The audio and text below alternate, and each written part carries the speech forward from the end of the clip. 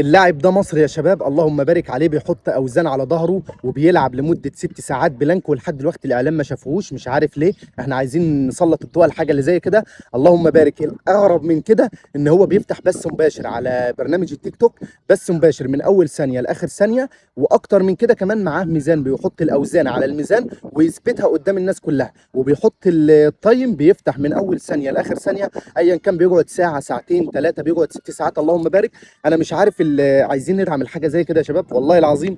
واللي انا بكلمكم عليه ده العبد لله. انا محتاج بس ان احنا نتكلم ونشجع وندعم الحاجه اللي زي كده. دي رياضه تمام، والرياضه اللي زي كده بتبقى صعبه، زي الكلاستانكس، زي اللياقه البدنيه. اي رياضه عامه صعبه، لان هي عمرك ما هتعمل نتيجه من اول شهر مثلا كده توصل للتوب. لا، ده انت هتاخد منك سنين، هتستغرق سنين وتستغرق منك حاجات كتير جدا، بس اهم حاجه ان انت توصل في النهايه. فاي شيء صعب، بس من اصعب التمارين عامه زي رفع اثقال، زي الكلاستانكس، زي العاب القوى، الجري، وايا كان طبعا البلانك ده طبعا من العاب القوى، العاب المقاومه.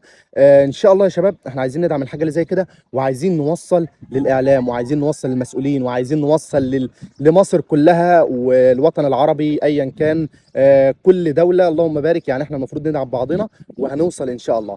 انا طالب منكم تصلوا على النبي وشير للفيديو ده ان يوصل لاي شخص ممكن يكون مهتم لحاجه زي كده. تابعوني يا ابطال وشجعوني للقادم. لاف.